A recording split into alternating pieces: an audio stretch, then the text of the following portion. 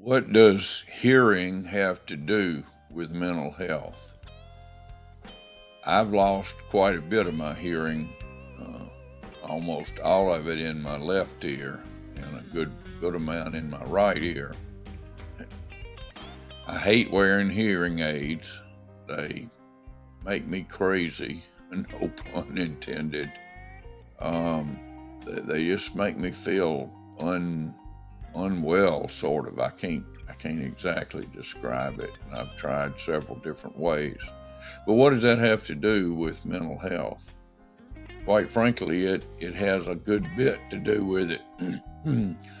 Dementia develops over a long period of time. It's not something that just happens. Most of us, some people are an exception, but most of us lose a significant part of our hearing when we reach certain ages. To some, it happens younger, and some not so young. The problem is when we lose our hearing in significant part, we find comfort in that silence and withdrawing into our own little place. It seems safe and protected.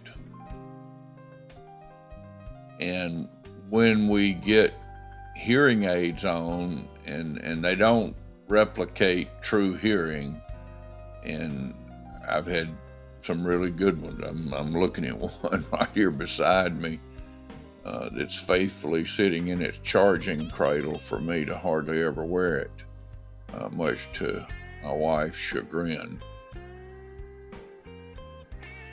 We tend to withdraw, and the more we withdraw, the more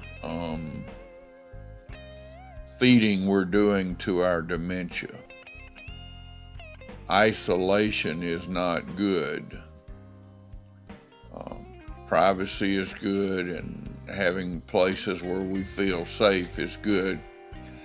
But you not only withdraw when you're, by staying at home or staying in your spot, but even when you're in a crowd, you're saying to yourself, I can't hear them. You just smile and nod every once in a while.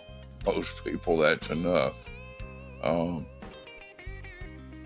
There was a lawyer once, I digress, who he was a good lawyer, and he had a real high opinion of himself. And he called me one day on a cell phone when I was on the bench, and he said, "Judge, can you hear me?" And I said, "Yes, I can hear you." He said, "Judge, can you hear me?" And I said, "Yes, I can hear you." He said, "Well, I can't hear you, but if you can hear me, that's all that matters." Got out my little pocket notebook and wrote that down to read it back to him in a humorous way later. But when we're in that crowd and we can't hear what's going on, it's another place for us to withdraw. And frankly, the more we withdraw into that, the more comfortable it feels. It feels like a safe place for us. And in a way, it certainly is. But it's not always a healthy place. So I would encourage you, if you have hearing issues, to address them earlier rather than later. The farther we go into ignoring our hearing loss, the harder it is to come back from it. The sooner we address it, the sooner we can become comfortable with the mechanics of that, so that we don't have those feelings that I experience, either by not having them on and withdrawing, or by having them on and being really agitated. I don't know, there's something about having something inserted in your ear that just doesn't feel well. It kind of makes me feel unwell, uneasy, unbalanced. but I have to weigh that, and each person has to make that decision on their own.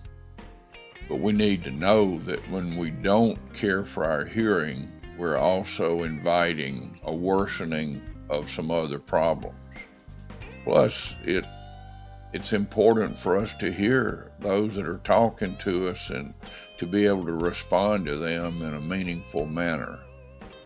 So I think I'm talking to me more than I'm talking to you, because I need to hear this and I need to respond to it in a positive way.